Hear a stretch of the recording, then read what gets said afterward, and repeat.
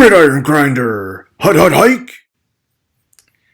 Okay, we are rolling. So, hello again to anyone who's watching. This is Ryan from Gridiron Grinder. With me, as always, is my buddy James. James, how's it going tonight, man? It's going good. Finally the Sweet. weekend. Oh, hell yeah, man. It's always good to be at Friday night.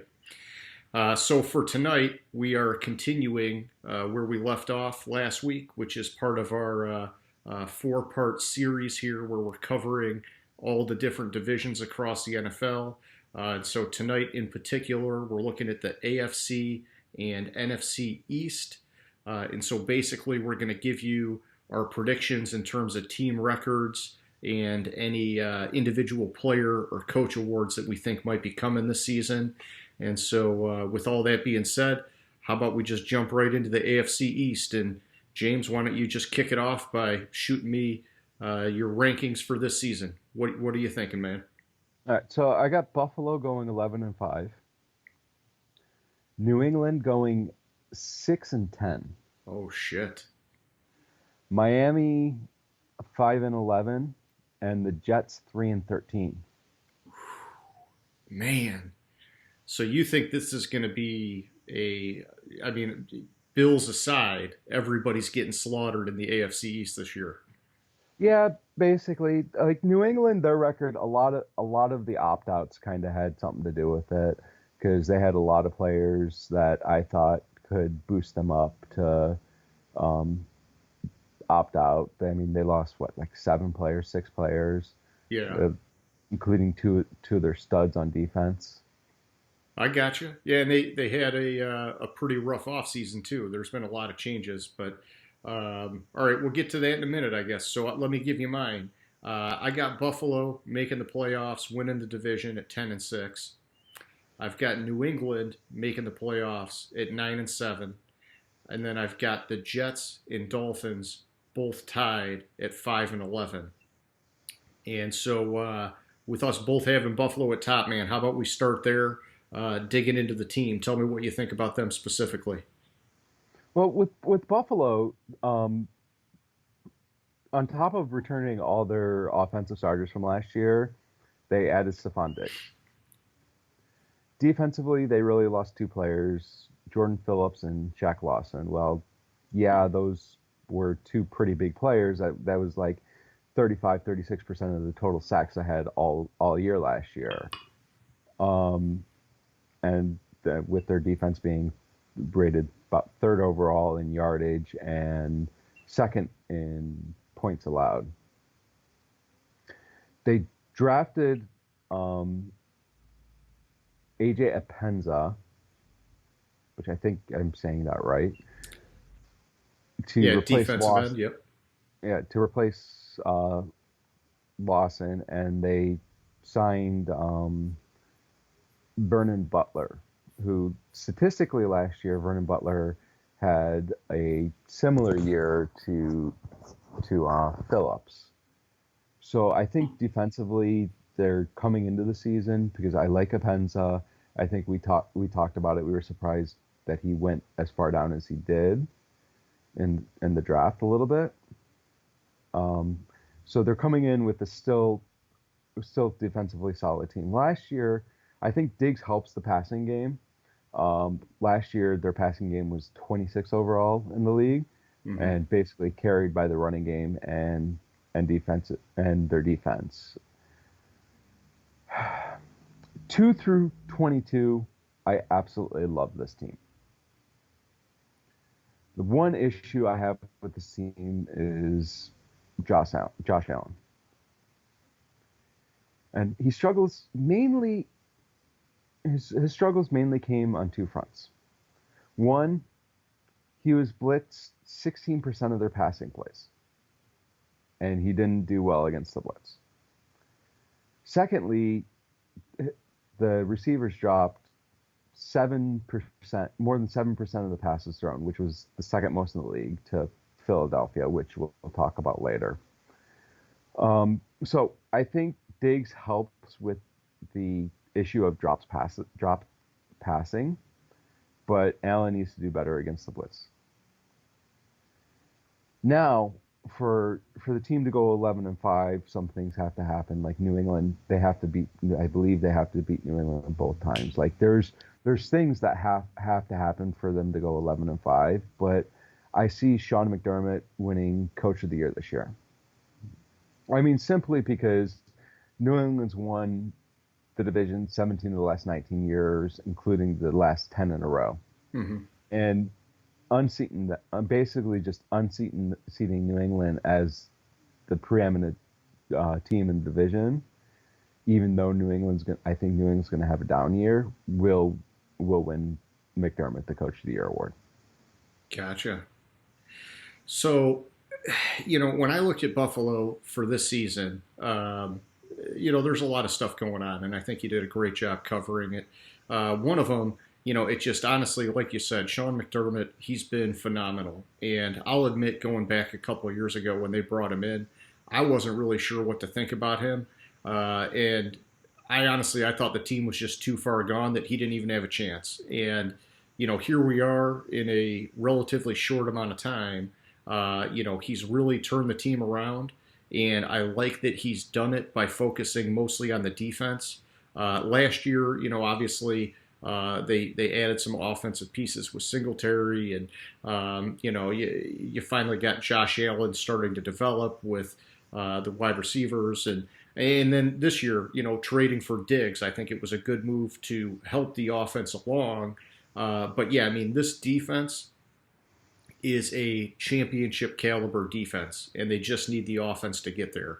And I think some people are talking about how complicated their defensive line rotations are, and because they had some players that they swapped out and then drafting Epinesa, or however you say his name, I've heard some people say that they're expecting maybe a little bit of a slow start on the defense just for the fact that they run a more complicated scheme.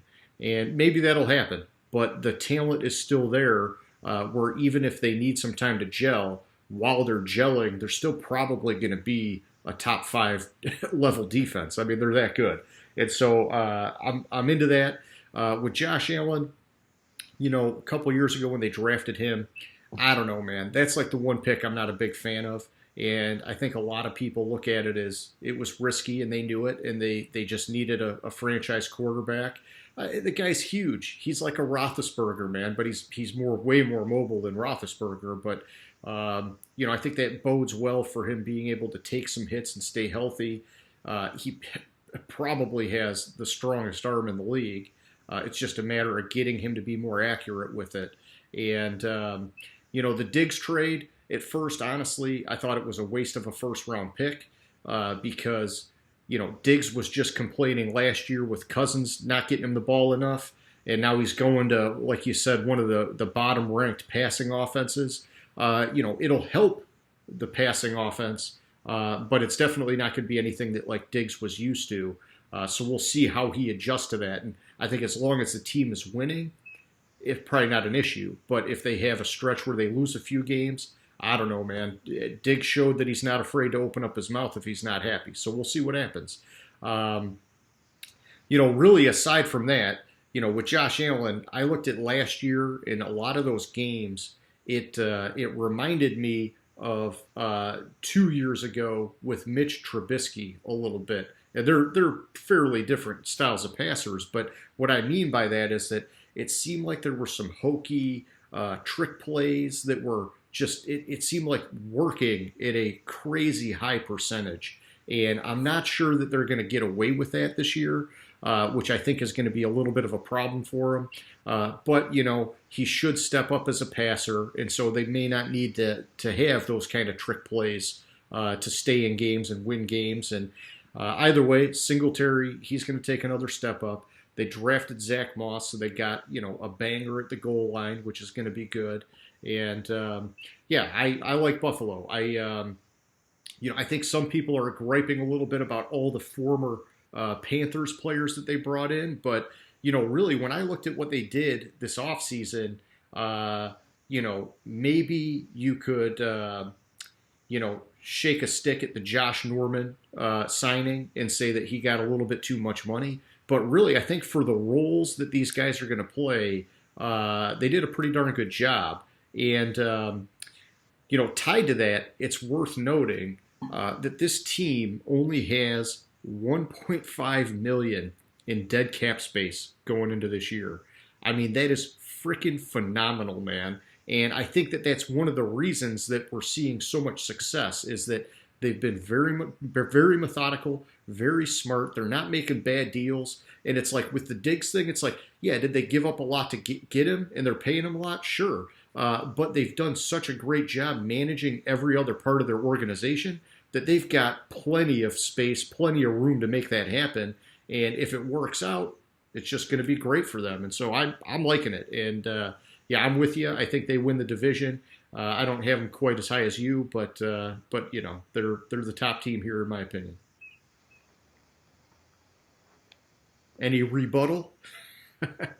No, I mean, we have one game difference. I mean, it's pretty darn close, yeah.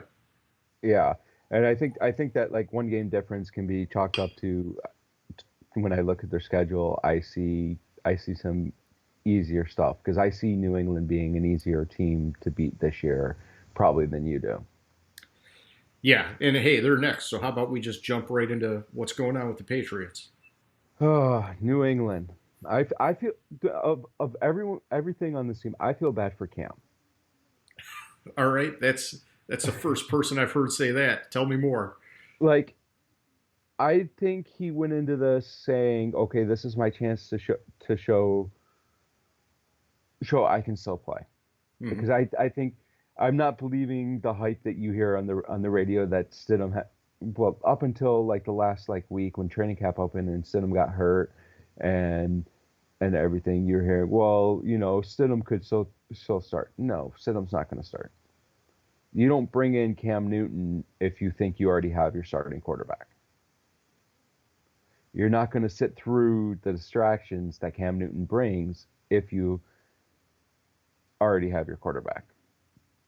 So this team last year, they had the best defense overall and the best scoring defense in the league, which is what led them to their 12 wins. They allowed more than 14 points defensively 5 times last year. One of them was in the playoffs against Tennessee. They lost. The other 4 were their 4 losses. Their defense carried the team last year.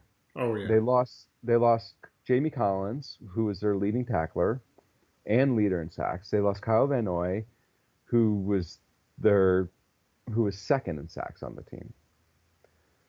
They lost Danny Shelton, who was third on the team in tackles. Among others from the defense. I mean, those are like some key players they lost.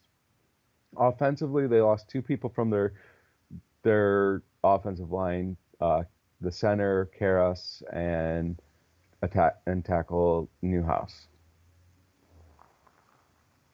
All right. They also had Marcus Cannon opt out from the offensive line.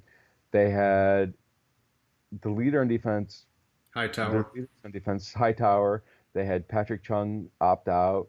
Hightower was their second leading tackler. And it's just, this defense is not going to be the defense it was last year. I see that the offense, especially with all the losses on the line, this offensive line's basically 40% of what it was last year. And it was shaky before. It's just, I see them winning 6 games because of Belichick only. I got you. Yeah, and I'll tell you, when I put them at 9-7, I think honestly a lot of it was that I baked in the Belichick factor, that you just can't count that guy out. And the Patriots have been known for turning over the roster quite a bit, a lot more than most teams. And he's found a way to get guys in sync quickly and get them to be effective. And so I gave him the benefit of the doubt. hey, the big story obviously is that, they let Tom Brady go and, mutual separation, whatever the heck you want to call it. But, there were rumors going back to the Jimmy G trade that Belichick thought Brady was in decline and he was ready to move on. And so either way, hey, it finally happened. And, was Belichick really going to roll Stidham? I don't know, man. I think he's crazy enough that he might have. I mean, you look at the games that Matt Castle started, you look at the games that Garoppolo started, he's found a way to get it done with those guys. I think it's actually a wild card that they're going to be rolling with Cam because it's such a different style quarterback than they've ever really used. And, I know McDaniels had Tebow for that little while when he left New England, but, Tebow's not a Cam Newton.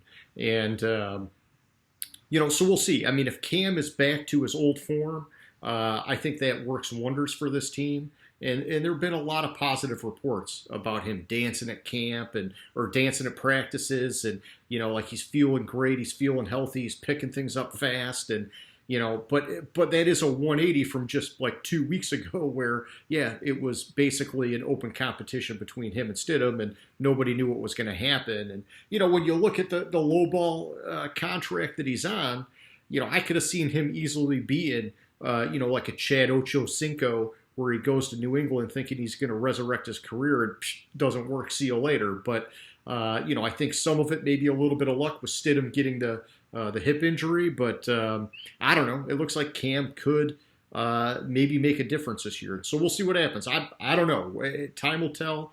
But, I do look at the defense and, hey, we know the Lions scooped up Jamie Collins and Danny Shelton. And then another former Patriot, Flores down in Miami, he grabbed Van Noy. And, that's fine. We're basically overpaying for people that Belichick didn't think were worth paying.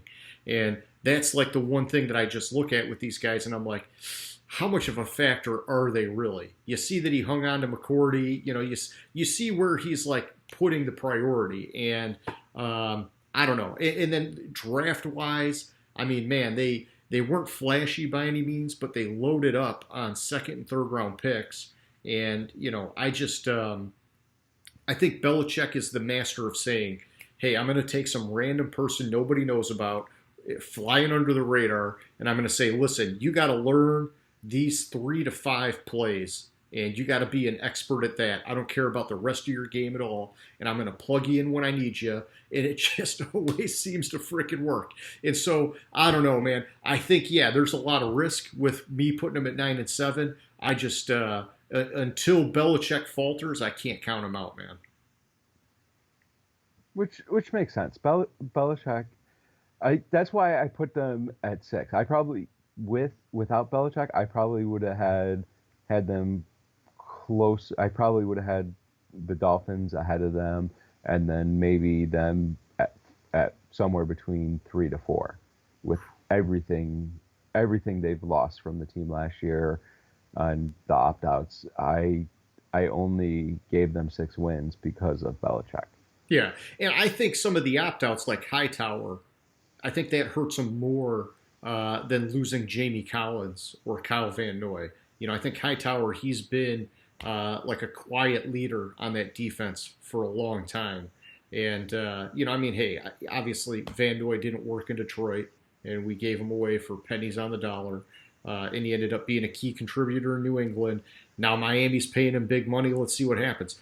Jamie Collins, he went to Cleveland on a big contract, underperformed. They shipped him off. He signed a very cheap deal in New England, played great again, and now here we go. The Lions are overpaying him, in my opinion. And I look at some of those guys and I'm like, man, I don't know. How much of it is Belichick knowing how to use them, and how much of it is them really being at that high skill level? I just put a lot of it on Belichick, man. Yeah. And hey, this is probably lower on the scale in terms of importance here, but still probably worth noting.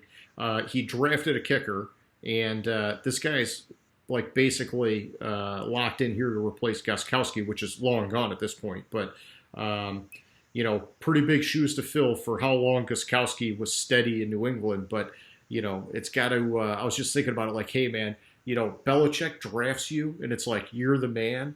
That's got to be some crazy feeling for this guy, man, coming in here. And it's like, it's like, hey, on the one hand, it's like, don't mess up. But then on the other hand, it's like, you got to have like some crazy confidence just knowing that Bill Belichick said you're his guy. It's an important spot to fill, man. So I don't know. Doesn't Belichick draft a kicker like every year, and everyone's like, "Oh, are they getting rid of Gostkowski?" or when they had Vinatieri, "Oh, are they getting rid of Vinatieri until they finally got rid of him?" Yep. Like, well, hey, it's happening. Loves drafting kickers. Well, hey, we'll see how this guy does, man. But he's got the job. It looks like.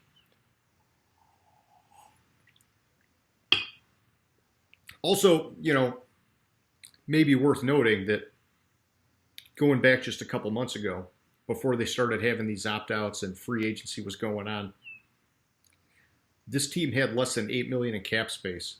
I looked them up just the other day, and they've got an estimated $34 million in space right now. That is an insane swing, and a lot of that is just because of the opt-outs. And so, it's going to be a factor. But, we'll see what happens. I mean, Belichick, you look at the team, he drafted 2 linebackers. He drafted a safety. He drafted 2 tight ends. I mean, I don't know. I think he's got these guys coming in, and he's not going to ask them to, like, be all for everything. He's just going to say, hey, start here. Get these 3 to 5 things down, and then we'll go from there. And I'm sure they'll find a way to make it work, man. All right, so next on the list, who'd you have? You had the Jets and then the Dolphins? Or no, you had it the other way. You had the Dolphins and then the Jets. Yeah, I had the Dolphins at 5-11 this year. All right, so let's talk about the Dolphins because honestly, I've got them. Like I told you, I've got them tied with the Jets. Not having a great year. I've got them at 5-11, but they're a team that I'm actually strangely excited about. But let's start with you, man. Give me your take. Well, I'm excited about the future of this team.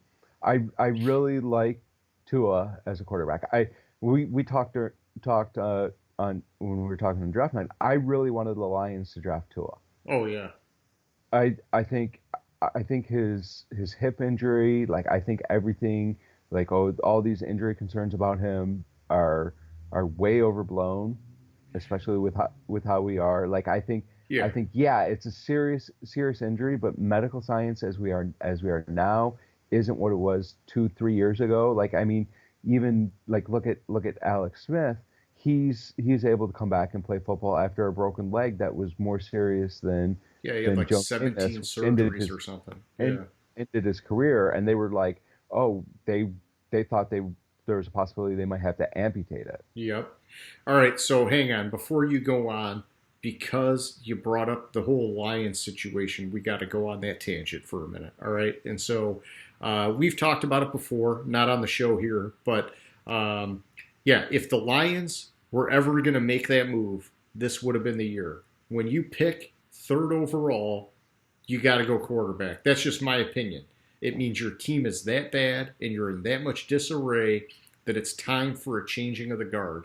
And, it sucks. Like, I got the whole love-hate relationship with Stafford, mostly hate. But I think the guy needs a change of scenery. This would have been a great time to do it. And I know that the way they restructured his deal, they couldn't get rid of him this year anyhow with taking a huge dead cap hit.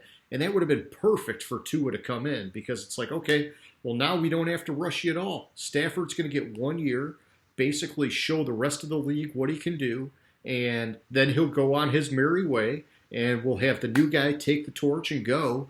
And, oh, man, I don't know. It's tough. I just... we've been riding the Stafford train for a long time, and it looks like it's not going to change anytime soon. This was the chance, but hey, I just had to spit that out there since you brought it up.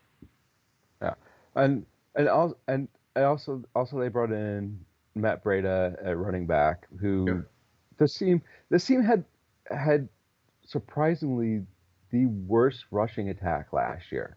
Mm-hmm. Their leading rusher was Ryan Fitzpatrick last year. Yep. Yeah, that should Their never happen. their leading rusher was their quarterback, who is not Lamar Jackson. Yeah, it's insane. It's insane. And hey, I'll tell you this, man. With Breida coming in and also Jordan Howard, I love that combination of backs, man. And we'll see. Yeah. You know, maybe one beats the other one out and they go with a workhorse. But I think if they use them in complementary roles, that's a really good pairing. They just got to make sure the offensive line gets right. Yeah, and and they got Shaq Lawson and they got Van Noy to their defense. The rest of their defense is returning for last year, but they need to overhaul this defense. Their defense last year was the worst in the league. Oh yeah. Offensively, they lost 3 starters from the offensive line, and that's where my hesitation with this team is this year. Is basically a whole new offensive line. They have, honestly, Tua is probably going to start week 1. I could see it. I don't think Fitzpatrick is going to start week 1. I think this is Tua's team. They're going to put him out there, and Flores got this team to overperform last year, which was sure. 5-11. This team was a 1-15 team. Yeah. An 0-16 team possibly. And Flores is, I think, the real deal as a coach. I think 2-3 years down the line, this team could be, with the right moves, with keeping certain key players and draft picks working out, this team could be a playoff team, because it's how much I like Brian Flores as a coach. Oh, I agree. And I think, now that we have that extra wild card spot on both sides, it makes it a bigger reality for these guys within, a season or two, that they could get there and they could get a little bit of a nip at the apple, so to speak. But yeah, I tell you, man, when I looked at the Dolphins and I saw what they did in the offseason between free agency and the draft, and man, this was a team that went for it. I mean, they maximized every move they could possibly make, in my opinion. And even with the draft, they had so many picks because they gutted this team, and that's like, you talk about it. Like, how does a team that got totally gutted win 5 games? That's great coaching. That's all you can explain. That's really what it came down to. I mean, I like Fitzpatrick. I think, he did a great job managing the team through the season, but he's not the answer long term, which is why they drafted Tua. But with that many picks, I would have been probably thinking, okay, they're going to trade a few of them into the future because you can get more draft capital by burning a pick now, in a trade. But no, they said, nope, we're cashing in all those tickets today, and we're going to start developing people now, and we're going to fill those holes now. And it was a combination of free agent moves in the draft that they filled like every freaking hole you could think of on both sides of the ball. And I think that, that's really the only reason I got them as low as I do, is just that, man, it's so many new people that it's going to take time to get going. And, I like I said with you, I agree that Flores, I think, is the real deal. I think that next year is a year that they're really going to blow some people out of the water. I think this year they're gonna as the season gets underway, they're gonna slowly progress. They're gonna get on the same page, and they'll get there. And honestly, like, maybe one of the only things that I'm concerned with when I look at them is just that they have 25% of their cap space tied up between 4 people on defense, and $30 million of that for this year is between their 2 cornerbacks. I know that that's a Belichick thing, not necessarily to spend the money that way, but to get 2 solid cornerbacks. And, that's something Flores brought with him. It's not going to be a problem for these guys this year. It's not going to be a problem for them next year. It's really, what do they do after that? And so as long as everybody's developing the way that they should be doing, I don't think the cap's an issue. And, Yeah, I don't know, man. I think Tua, they drafted Austin Jackson, that cornerback out of Auburn. I'm never going to try and say his name. They got Robert Hunt in the second round. I think he's going to be solid. I mean, man, I just and then yeah, all the guys in free agency. You mentioned Van Noy. I'm not a huge Van Noy fan, but I think Flores will get him to play because they got the connection. They got Byron Jones in the secondary. They got Landon Roberts, Shaq Lawson, Emmanuel Agba. I mean, geez, it's just these are a lot of guys that maybe aren't super flashy on paper, but they're going to be key contributors to this team. And yeah, I don't see it this year, but I see it's coming, man. I see it's definitely coming in Miami. Yeah, exactly. All right, so that leaves us with the Jets in the AFC East. Let's talk about the Jets. Jets. So the Jets last year, I think they had a lot of bad luck. They had Darnold go down with the mono thing. Yep. And they were starting Jeff Smith at quarterback at one point, who never played in college. Not really, but it's people you never heard of at quarterback. Yeah. All right. Last year, they had the 28th hardest schedule in the league. 28th. Well, that explains how they won 7 games. And they went 7-9. Yeah. This year they're around about 14. Yeah, they're going to get smoked. I really like Bell to have a good year this year. We've talked about that many times. You disagree with me. I just, for some reason, I see him having a good year. I think. Well, in here, I don't mean to cut you off, but my whole thing with Le'Veon Bell is not that I'm down on Le'Veon Bell. It's that I can't stand Adam Gase. And, going back to when they brought in Le'Veon Bell, there was this whole freaking thing about how Gase didn't even want him. And I just think that he's never really embraced him. And then last year it looked bad because he was like the one-man band on offense for a while Darnold was out. And I think going into this year, they brought in Frank Gore, who, hey, man, the guy's had a great career, but he's like a step away from retiring. He should have probably retired already. And, there's talk about Gase liking Gore more than Bell. And so all I'm saying is I think that the deck is stacked against Bell. And, if he figured out some of his conditioning and things that weren't right last year, I don't know, man. I just don't know that he's going to get a fair shake with Gase calling the plays, man. Well, see, that was my next sentence. Okay. I think Darnold can be the real deal at quarterback. I just don't like Gase. Yeah. That was exactly what I was about to say. His teams regularly underperform. And he won't get what he wants out of the team. He should have been fired last year. He should have never been hired for the Jets after being dismal in Miami. Yeah.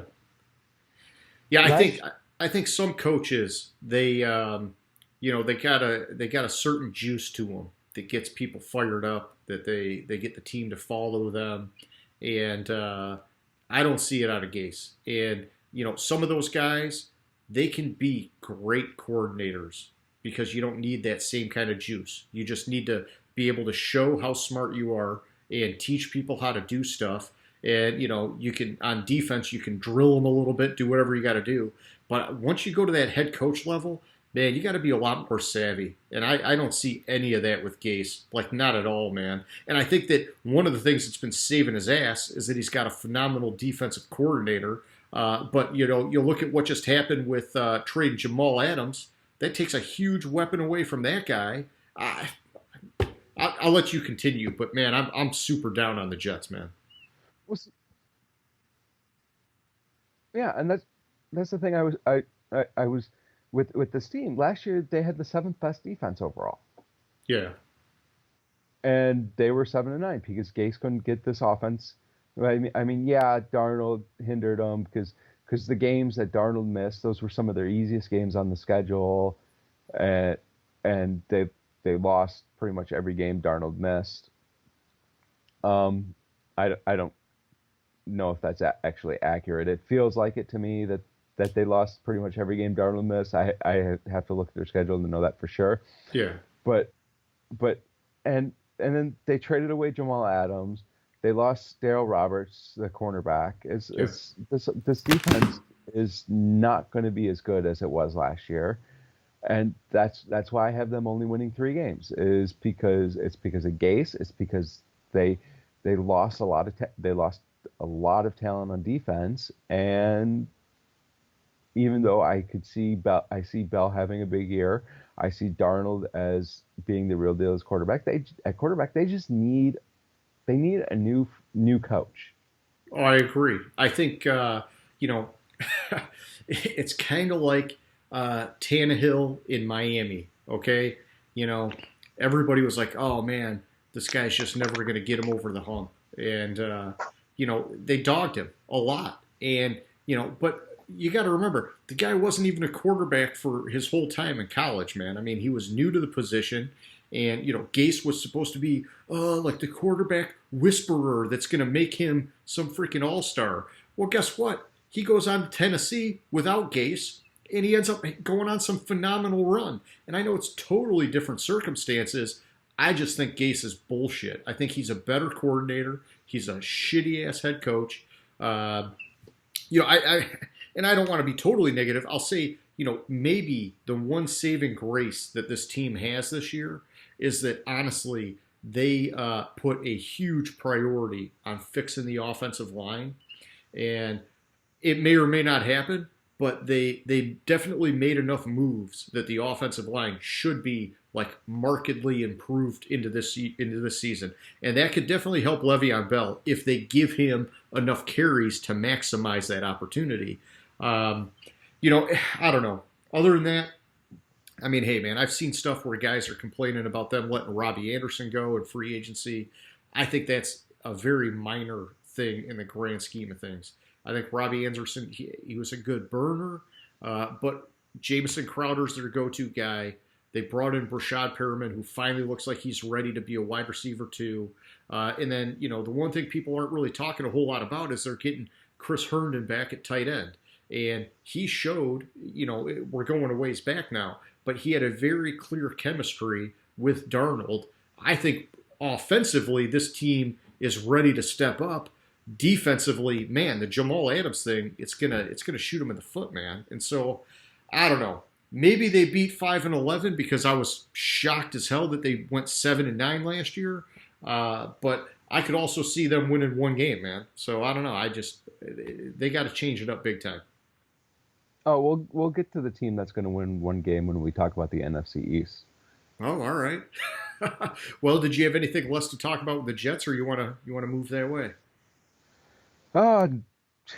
No, just to reiterate the fact that I can't believe they didn't fire Gase after last year, and possibly the reason why he got a second chance this year or another year this year was the fact that because of the problems they had last year with Darnold going down and still going 7-9, that the ownership isn't really looking at, or the ownership group and the GM's not really looking at the fact that maybe the reason they went 7-9 was the fact that they had such an easy schedule.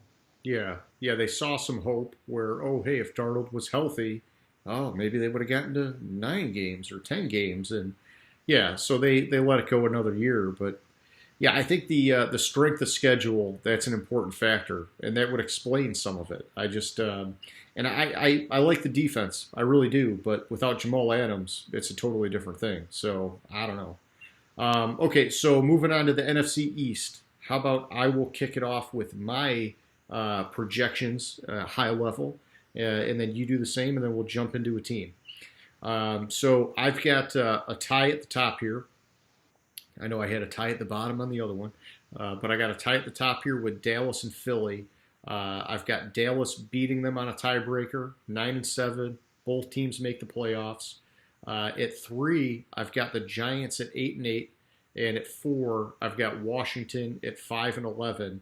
I will say this before we dive into a team: the Philly projection that I have has been changing by the day, as has the Giants one. But we'll talk more about that in a minute, man. Tell me what you got. So my projections for this has been changing as well by the day. Um, in fact, I almost changed it again today for for my record. I have Philly. I almost dropped them a little bit more. So I have Dallas at 10-6. Okay. Uh, 2 weeks ago, when we first started this, and I started doing the projections, I had Dallas at 12-4. Mm.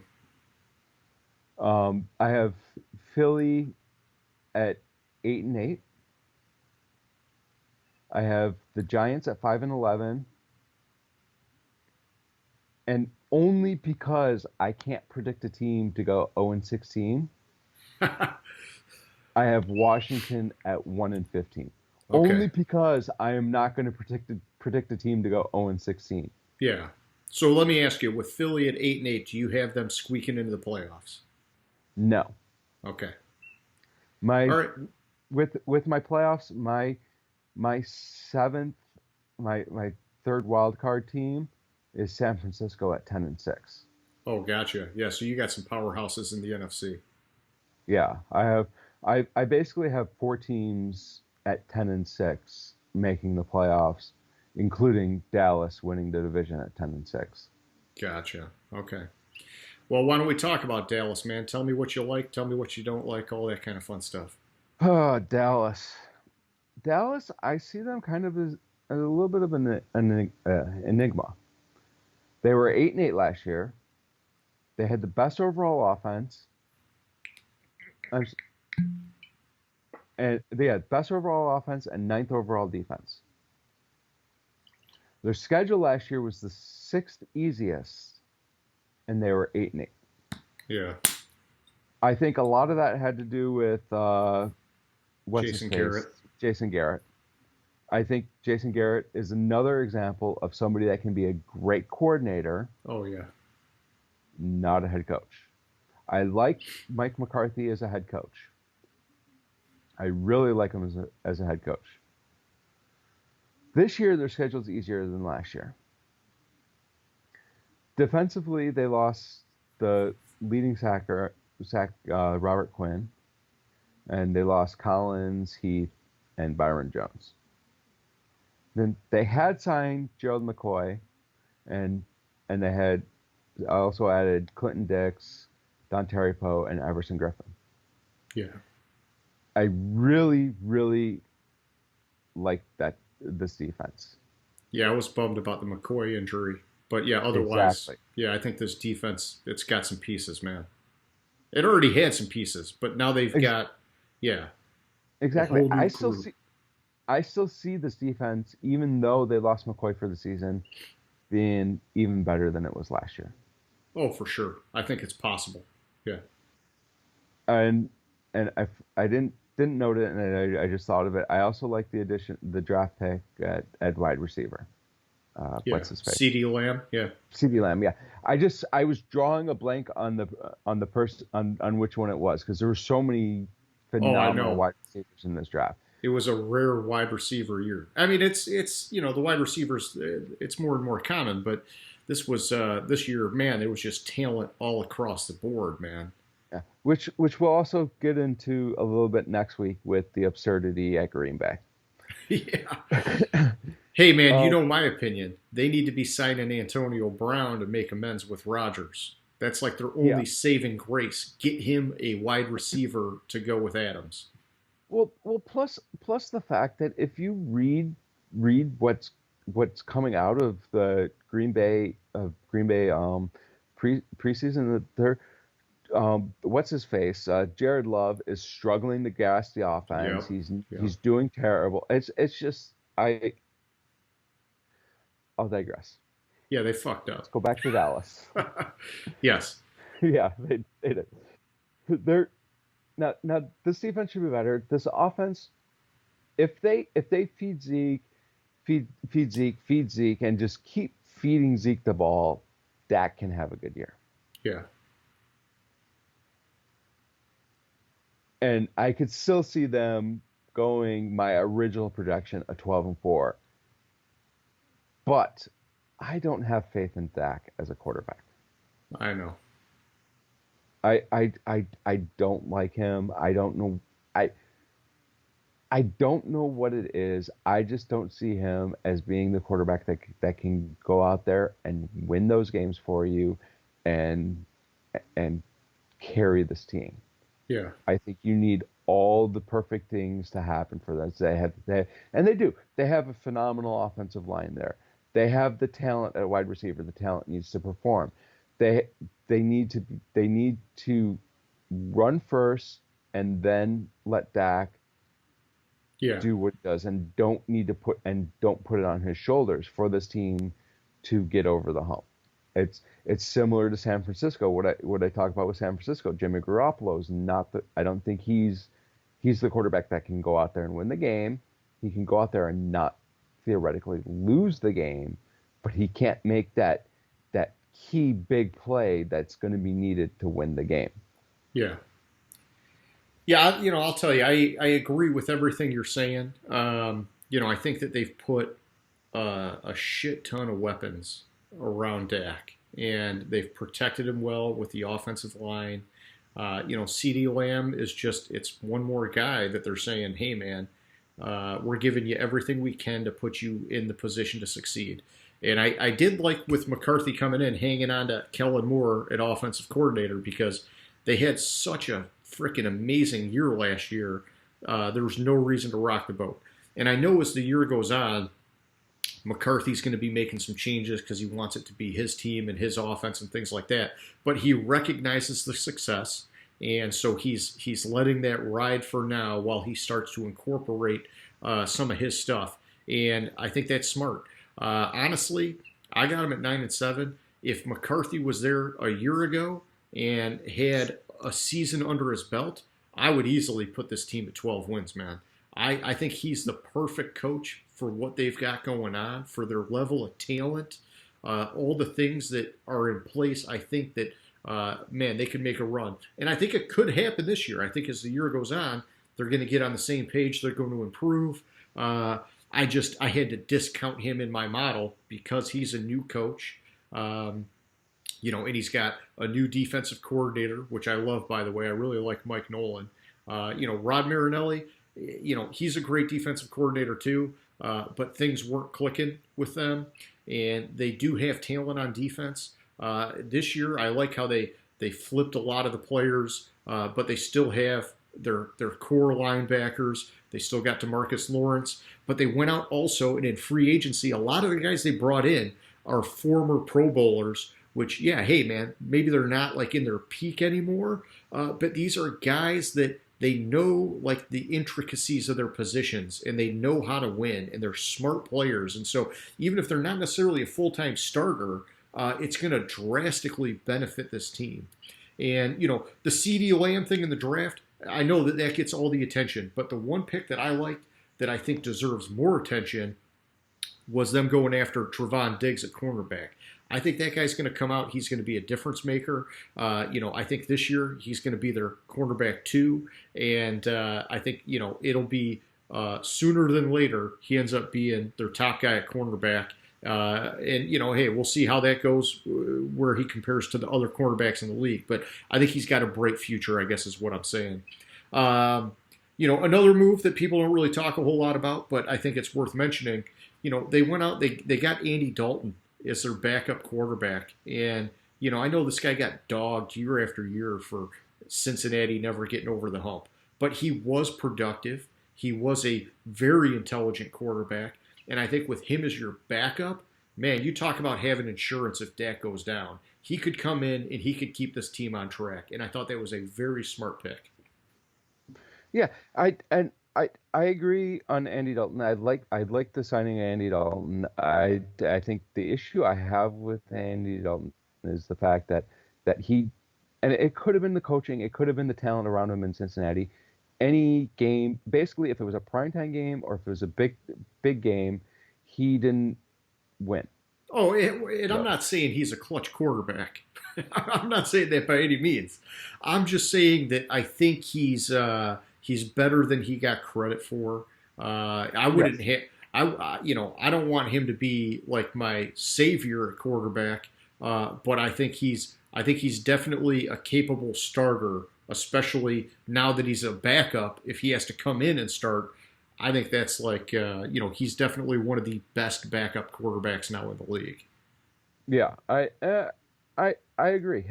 Him and Jameis Winston at New Orleans. I think those were for both those teams. Those were phenomenal signings. Oh yeah, it gives them a lot of insurance, is what it does. Yes, Because you never know. Your quarterback goes down, man. Your season's over. Well, maybe not with these guys. They still right. have a Hey, shot. look at Pittsburgh last year. Exactly. Oh, I mean, geez, with how great their defense played, if they would have had anything decent at quarterback, they would have had a great year. It was really too bad for them. And now, Roethlisberger coming back. We'll see what happens with the elbow. But it's hey, that's a different day. But Yeah, all right, that's so yeah, that's next week. All right, so a couple other things I think worth mentioning here with Dallas. It was a bummer with Travis Frederick at center, having to retire basically due to injury. That guy, I know that he wasn't always the most solid center in the league, but he was more solid than not. And that was definitely a blow for them to lose him. Other than that, I like that they're giving Blake Jarwin a shot to be their guy at tight end. I don't know. When they brought in Jason Witten last year, it kind of confused me because I know he's reliable and, hey, he still obviously has something going on because the Raiders, they signed him up for this year. But I think Blake Jarwin's ready. I thought he was ready last year, and now I think it's good that he's going to get some targets. Fantasy-wise, is he relevant? I think he's like a fringe guy now that they brought in CeeDee Lamb. But he's a guy to keep an eye on, man, because I think he's got some potential. Yeah. Okay, so let's talk Philly. Philly. You say it's so sad.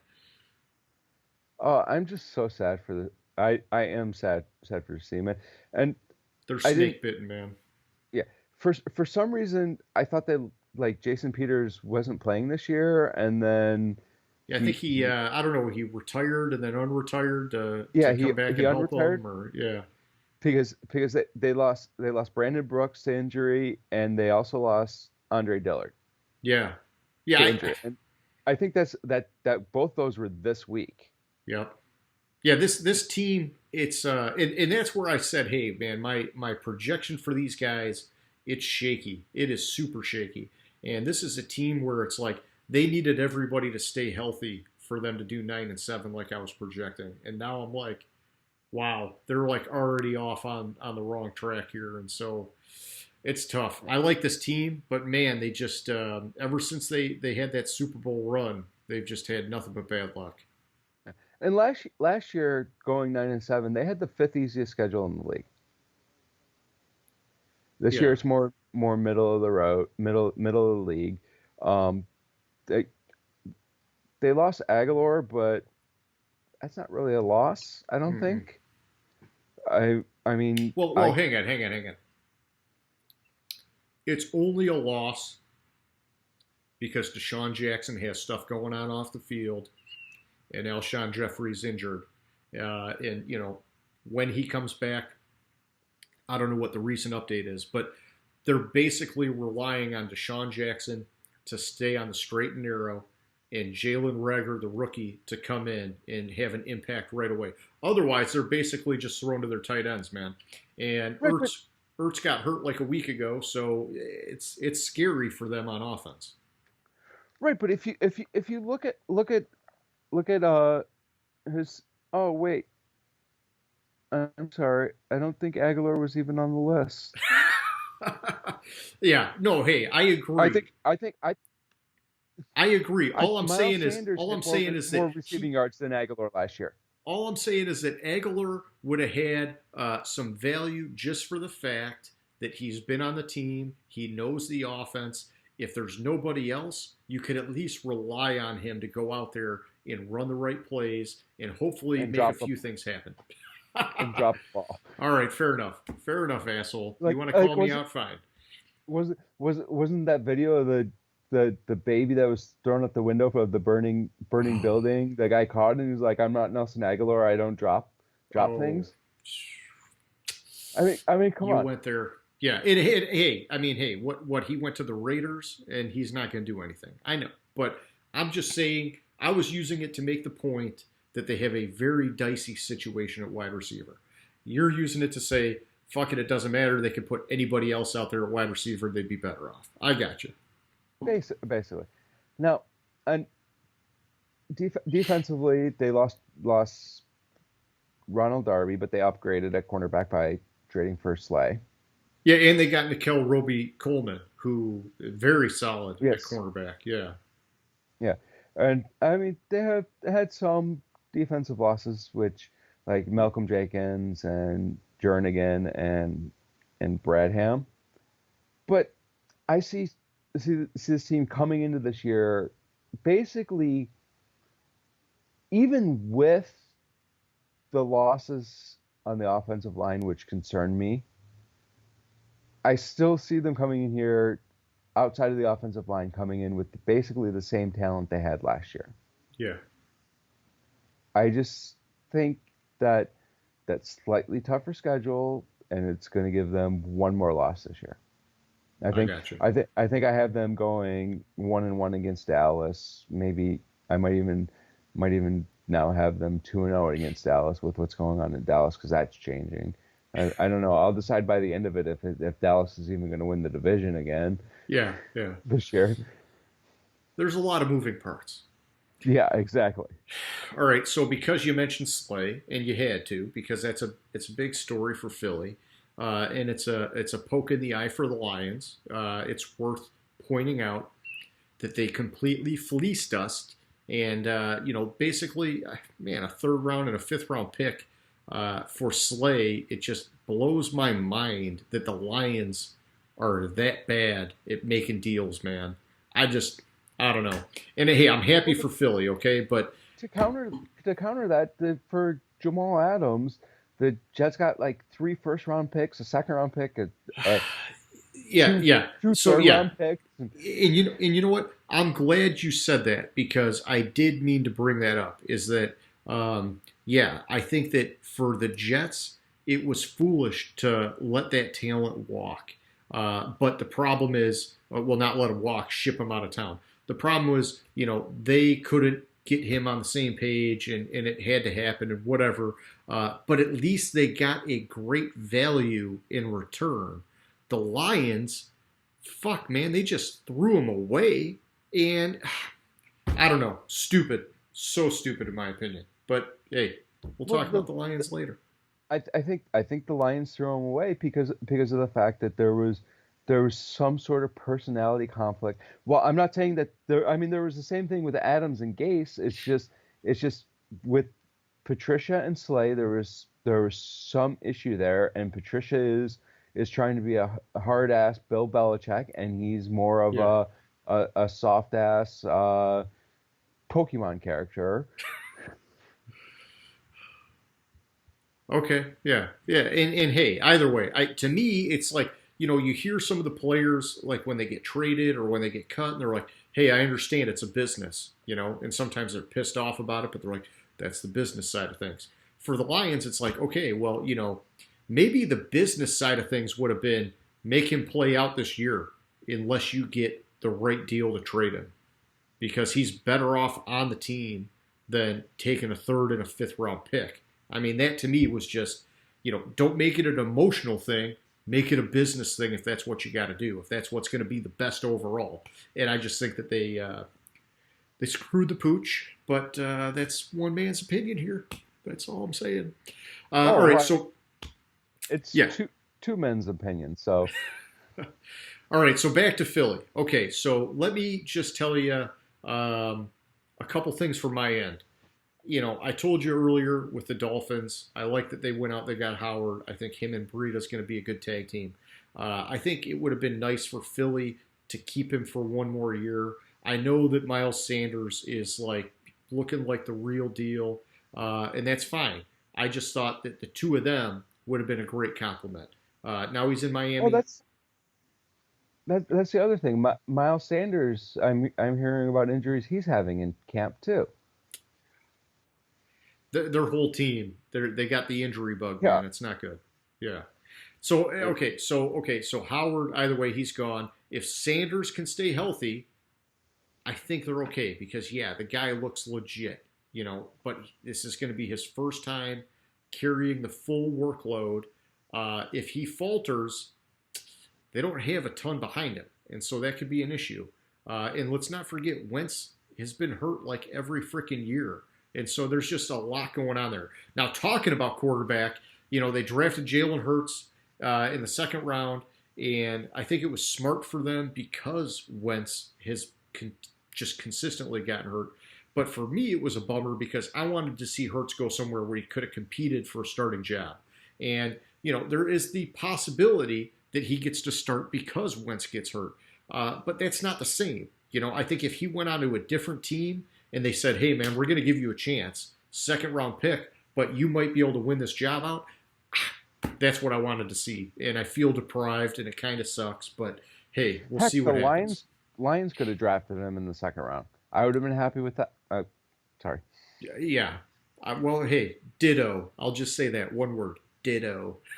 Yeah, but, okay, so either way, he's with Philly, and, he's in a good spot from the perspective that he's got a good quarterback in front of him that he can learn from, and we'll see where it goes. It's just that it's not like Wentz is at the end of his career, and so unless there's an injury, Hurts isn't doing anything.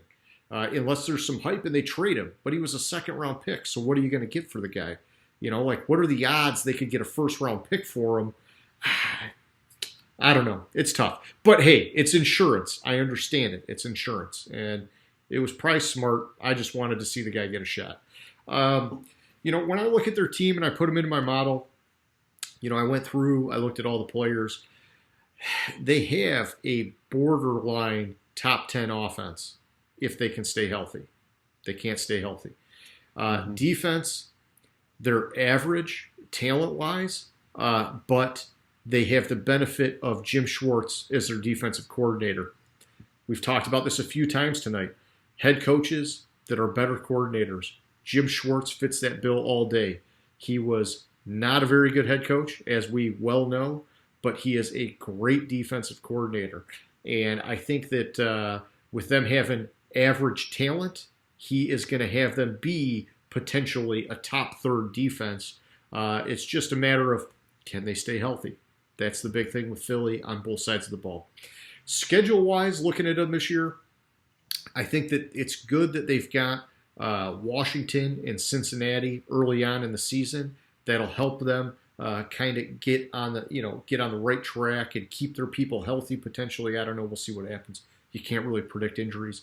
But I think it gets dicey after that. They got 3 games, San Fran, Pittsburgh, Baltimore. Man, that could be where their season either goes wildly off track or they show they can get some shit done. And so we'll see. I'm anxious for that. If they get a win against any of those 3 teams, I'll be excited for them and their playoff prospects. Really, the last note I got for Philly is just that Alshon Jeffrey counting $15.4 million against the cap this year. I know last year was not ideal, and he's going into this year hurt. Man, for that kind of money, they need this guy to be a factor. And honestly, if he gets healthy and Deshaun Jackson keeps his head straight and Jalen Reagor comes on like they think he's gonna, man, this could be a sweet offense with the 2 tight ends they have. But man, it just, the offensive line already looks a little bit shaky, and it just, I'm nervous for Philly. Which you should be, especially with all these injuries they're having. Yeah. Okay. So, all right. I think we both had the Giants next, right? Because you got not the Redskins, the Washington football team is your last team here. Yeah, your worst team. Exactly. All right. So why don't you kick it off with the Giants, man? Tell me what's going down. Okay, a couple things about the Giants. going into this year, Daniel Jones knows he's the starter. Yep. I thought he had a decent rookie year last year. He couldn't hold on to the ball. I mean, between fumbles and interceptions, he had 27 turnovers. Yeah, that's nuts. That needs a little bit of work, a lot of work. but I think he could be a good replacement for Eli. If you look at when Eli was there, Eli wasn't gonna wow you with his throws. He was gonna be methodical. He's gonna win the game for you. I think in the draft and what they've done in the offseason, they're addressing the issues that they had at offensive line. Their schedule gets markedly tougher this year. It goes from 19th to 9th. Okay. On the strength of schedule this year. And I see this team, it's a couple years. I personally, to me, and this is why I didn't like them drafting Saquon Barkley when they did, is they're still a couple years away from being that team that can win this division and make the playoffs. And if you're going to draft a running back it was number 2, number 3, whatever he was. It was high, yeah. It was high. You're going to draft a running back then, you have to be ready to win in his rookie contract. Because and when you're in your rookie contract, you're like already the 10th highest paid running back in the league. Yeah, and I guess all right, in my opinion, and everybody has a different way of looking at this, and it all depends on what you're given. You gotta, you make lemonade with lemons, however you say that crap. But if I'm building a team, and this is just my opinion, I'm going defense first, then I'm going offensive line, and then I'm going quarterback or running back. It depends on where I'm at in the draft if I'm going quarterback or running back. And I want my defense and my run game to be solid. But for my run game to be solid, I really got to have a solid offensive line. And then definitely before I'm about to go and get a franchise quarterback, I want to make sure I can protect his ass. And so I just kind of see that as the order when you build a team. I think the Giants, they stepped out of line in that sequence. And, they saw him in the draft and they just said, man, we got to get this guy. He's a phenomenal talent. And then they're like, oh, we'll put the pieces around him later. And it's been a disaster.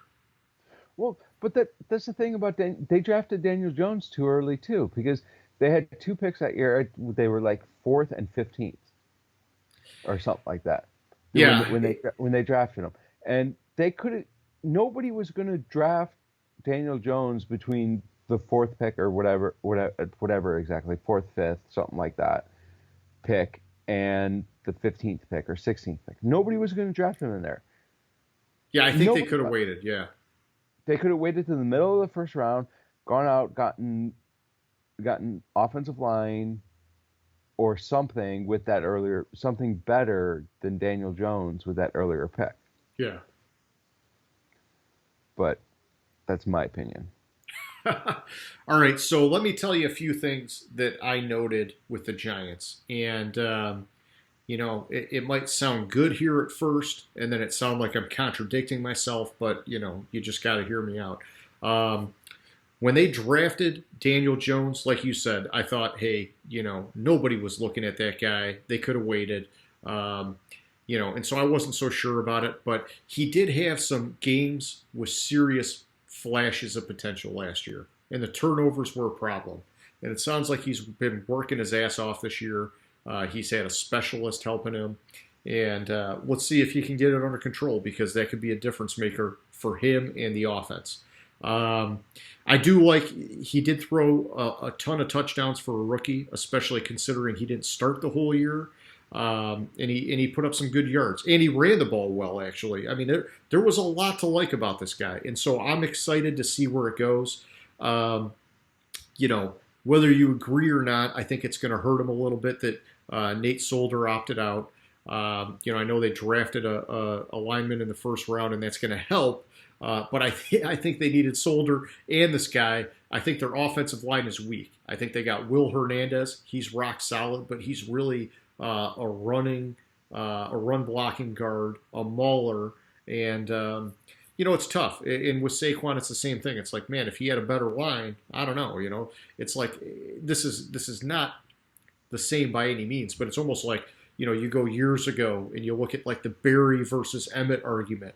And it's like, oh my God, if Barry had the Dallas line, he would have just shattered every record. It's like, well, hey, man, maybe, Saquon Barkley in Dallas would be tearing it up even more. I don't think it's the greatest argument because I think Zeke is a phenomenal running back too. I'm just saying the Giants, they need to get better on the offensive line. On defense, well, and I guess before I go to the defense, I think it's going to help them too that it looks like everybody weapons-wise at wide receiver and tight end is coming in healthy. Last year, there was always one or two of the guys that was out of the game, and I think that made it harder for Daniel Jones to get up to speed, which I give him more credit for what he did playing with kind of like a carousel of weapons. And so I think that's going to help him. On defense, the one signing that I'm excited about that I don't really hear anybody talking about was them going out and getting Blake Martinez at linebacker. And I know they got Kyler Fackrell at linebacker too. That one I'm less excited about. But Blake Martinez, I know the guy has some gaps in his game. He's not the kind of guy that's going to just bulldoze anybody with a tackle. Sometimes the running back is going to run him over, but he's going to still make the tackle. The guy is ultra productive. And the Giants have been so desperate for a real linebacker for so many years now. I think that's going to be huge for this defense.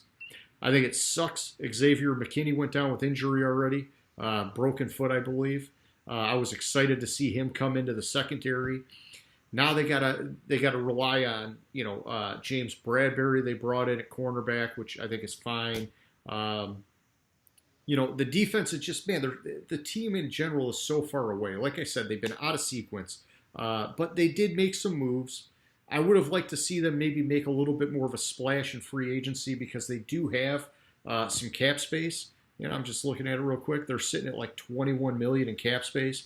But I understand. The problem is when you're a bad team, nobody wants to come into town because they want to go play for a contender. And so, hey, it is what it is. The one thing out of this whole thing that makes me really doubt my 8-8 projection is Joe Judge at head coach. And I think it was great that they brought in Jason Garrett, an offensive coordinator. But, man, I have heard some stuff about Joe Judge and his drill sergeant attitude that reminds me of Matt Patricia 2 years ago in Detroit, where he basically was like an inch away from a coup d'etat of the team basically rebelling against him and it being all over before it began. It sounds like Joe Judge has taken that same exact approach, and players don't like that shit, man. These are guys that make a shit ton of money, and some of them are seasoned veterans. They don't want to be treated that way. And so it just, we talked about it over and over again tonight. To be a head coach, you got to have a little bit of magic, okay? To be a coordinator, you can be a drill instructor and be highly effective. I just don't think going to head coach, you can do that, man. And I think that that's going to blow up in his face. I think that's going to hurt this team this year. Other than that, I do believe that they have a tough schedule. I think it's going to be harder for them to win this year. But man, I started hearing that stuff after I made my projections, and I'm like, oh man, if I went back and redid it, I'd definitely drop them down a couple games just from that alone. Yeah, and my thing with Joe Judge is, with what I'm reading with the whole drill sergeant mentality, is he's making the freaking assistant coaches do laps when the players mess up too. It's like, dude, some of these guys are like 70 years old. How are they going to do a damn lap? Yeah. Hey, I can understand like the principle that he's trying to like press on to everybody, but not at this level. I don't think it works. And one other thing that I guess I want to mention is that they traded for Leonard Williams, and now they franchise tagged him. And I get it. You got a whole new regime, and so you probably want to see how he's going to fit in before you commit to that guy for big money. But I don't know, man. I like Leonard Williams as a player. I think he's a legit, solid defensive lineman. I would commit to the guy long term. I don't know what they're doing with him, but I don't know. I think they're mishandling it, and it's almost like the Jets with Jamal Adams. It's like if you don't treat these guys the right way and show them some good faith, you're going to lose them, and then your team is going to slowly fall apart. And so I don't know. We'll see how it shakes out. I'm nervous now that the coaching staff is maybe not what they really need. Yeah. Okay, so that leaves the good old Washington football team. And, man, they have had one freaking heck of an offseason from the, Geis getting cut for his ordeal, which rightfully so. You can't be doing that kind of shit. The name of the team, it's like finally that came to an end, that they can't be called the Redskins anymore. The sexual harassment claims, which are like never ending now, going all the way to the freaking top. And then, most, in my opinion, this is the one that sucks. All the other ones, hey, man, they got some justification. They shouldn't be going on, whatever else. This one's just sad as Ron Rivera being diagnosed with cancer. And it sounds like he's going to be okay. It sounds like it's something he can overcome. But, man, I tell you, this team has not been in a good light at all this offseason. And I know that you don't have any high hopes for him, so I'll let you take it from there. So there is, you can say one thing of good light that this team did in this offseason was when they hired Jason Wright as the president of operations, or whatever his title is, being the first team to hire an African American to that high of a position. And I've heard some interviews with Jason Wright, and this guy really sounds like he's very intelligent, and he's on the business side, which is all he's managing is the business side.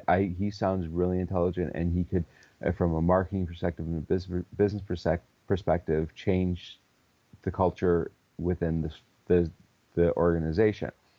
I think Ron Rivera is also a good person to change the culture within the organization. Ron Rivera is, from what I hear, is in charge with 100% with the football side.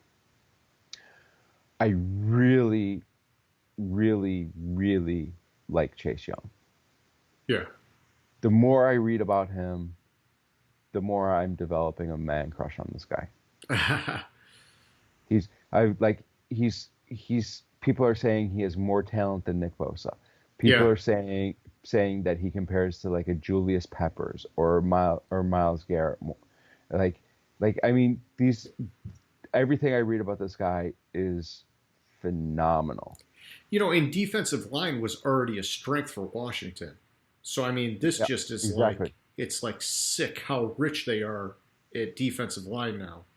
And if he's anything like either of the Bosas, I'm not just saying that he could be better, because he could definitely be better.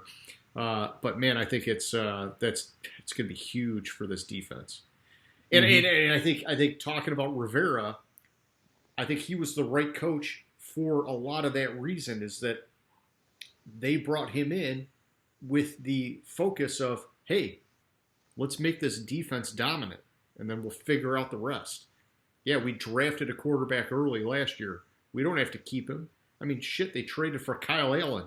It tells you that they're like, we're not committing to anybody at quarterback. We're going to wait and see what happens. And so I like that. I just hope this stuff with Rivera, I hope it's not too much of a distraction. But at the same time, it's like, hey, I don't want him to be like focusing on football when he needs to be focusing on his health, because it's he's got to take care of himself first, and then he can do his professional thing. But he's a grown man. That's for him to figure out. So we'll see what happens. And that's the thing. And that's the thing with the team. Like, from the defense, the people they lost. From the entire team last year, the people they lost, I didn't mark down a high performer at all that they lost. I mean, Trent Williams, but that was, you Well, know, no, from last year. Trent Williams did not play for this team last year. well, that's true. Yeah, he had the his whole deal, which whatever happened with him because he thought he had skin cancer on his head, right? And then, you know, Yeah, he had skin cancer on his head, and the team doctors misdiagnosed it yeah, or something like that, which is it's terrible. But and I can understand his perspective on it, not trusting the team doctors, not trusting the team. But I mean, that happens. Any doctor can misdiagnose something. yeah. And hey, I So think it worked out for him. He's with the yeah, 49ers, replacing oh Joe yeah, Staley. I think that's yeah, good. exactly. Now their offense, their quarterback in particular. So they traded for Kyle Allen, who knows Ron Rivera's system. Yeah, and he Ky- actually had some success last year. He had some success. He got way overhyped and he regressed. Yeah, He wasn't consistent. But then again, as a rookie, you don't really expect the consistency. I don't think either Kyle Allen or Dwayne Haskins, who's more interested in taking a selfie with a fan than going on the field to take a knee, are the answer at this team. Now, Alex Smith is apparently cleared for football activities.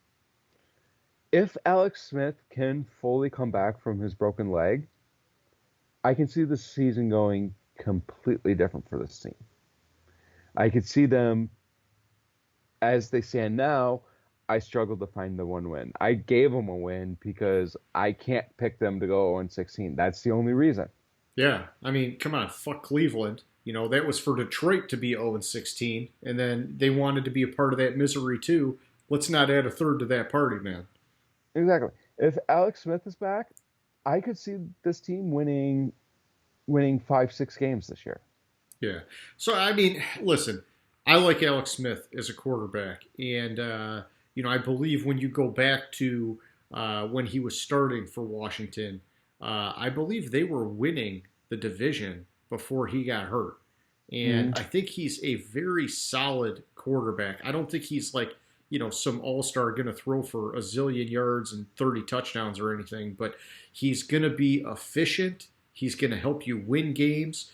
He can run and pass in the right scenarios. But man, I can't see him being a factor at least until late in the season.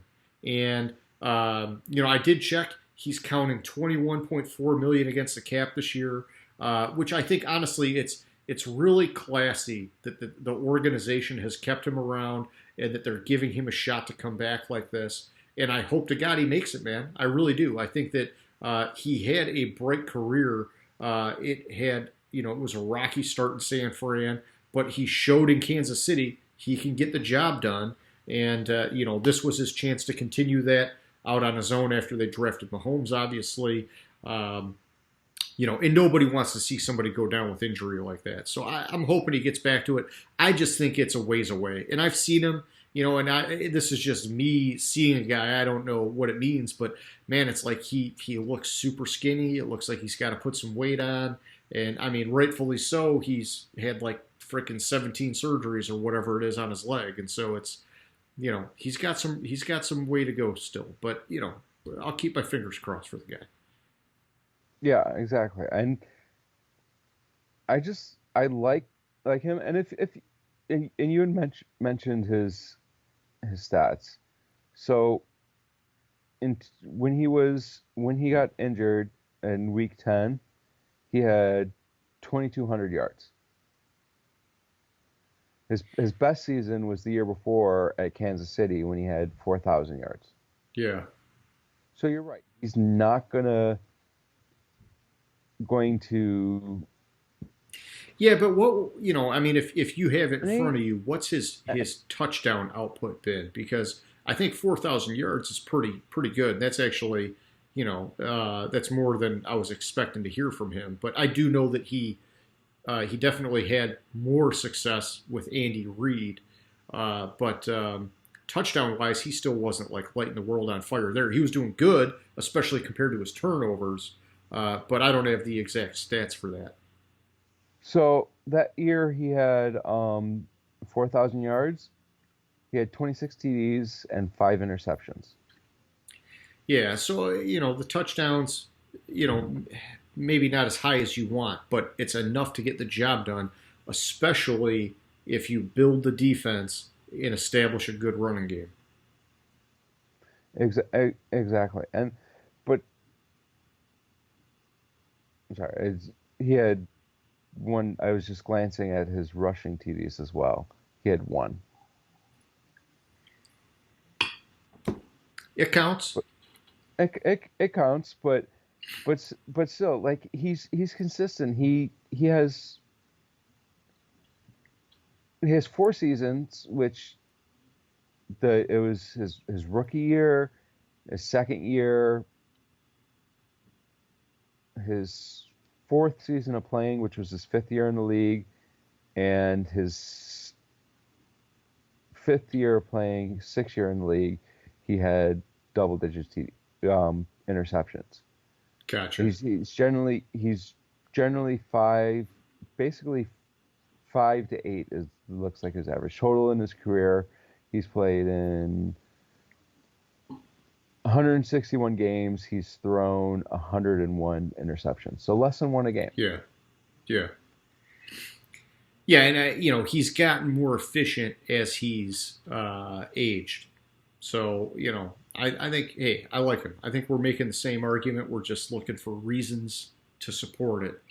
Yeah. All right, so let me tell you a couple other things I saw about this team that I liked. And this one's reaching a little bit. Chase Young, obviously you mentioned, but they went out and they got Antonio Gibson in the 3rd round, which he was listed as a wide receiver, at least by one of the sources I looked at. It sounds like they're going to play him at running back, and I heard that he's basically this is going to sound crazy, but basically he's like a poor man's Christian McCaffrey, which they brought over the play caller from Carolina. And so I'm looking at that as like, hey, man, he doesn't have to be Christian McCaffrey. But if they could make a little bit of magic with this guy, that's going to be really good for this team, because I think they were banking on Geis finally doing something on offense and staying healthy. And then he went out and he was an idiot, and they had to cut his ass. And so, they still got old man Adrian Peterson there, and they brought in Peyton Barber. But I think if Antonio Gibson could show a little bit of that like versatile McCaffrey magic, I think that'd be huge for this offense, man. Yeah, I like Antonio Gibson, and the more as I was looking into this, he's starting to become one of my late round sleepers at running back, because he could have a solid year. Yeah. With this team at running back, like I've seen like a lot of people that are really high on this guy at running back having an amazing. I mean, when you have old man Peterson as as the starter, I mean, what is he, 55 now? Hey, he's getting old. Yeah. So I can see that with the team. I just think from being a competitor and being competitive in this league, they're a few years away, like probably like 3-4 years, which is going to take the time they're going to have to give and be patient with Ron Rivera to give him the time to build this team into what it needs to be. Yeah, it's tough because really, what do they have? It's not like they're stacked on like draft capital for the next couple seasons. They're like at the bottom level, having to claw their way up. And I like Ron Rivera as a coach. It sucks that he got thrown into the mix with all this other negative stuff going on with his team, and now he's got his personal health stuff going on. And yeah, I would say, that probably knocks down my projections from where I had. And honestly, I had him at 5 because I thought Rivera could coach him up to get him a few. And now I'm like, oh my God, man, they got so many problems that it's in jeopardy. And so we'll see what happens. And I'll tell you, looking at the schedule, honestly, I already thought they were probably going 0-4 to start the season. And so and if they do go 0-4 to start the season, it could be tough sledding from there. It's hard to recover from that kind of a thing. So, we'll see how it shakes out. Yeah.